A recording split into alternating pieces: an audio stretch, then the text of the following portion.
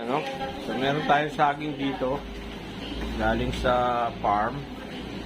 Actually, naka-harvest din ng ito gagawing kasaba cake. Naka-harvest tayo ng kasaba. Binalata na kanina umaga. Ayan, no? Ito. Ewan ko ginagawa nila, no? Ayan, no? Testing tayo yung produkto natin. Tapos yun, yung bibilad pa to, no?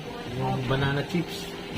Ayan, sasample naman tayo ng banana chips. Galing din yan sa farm, no? Para pinuproseso yung produkto. But we don't have 600.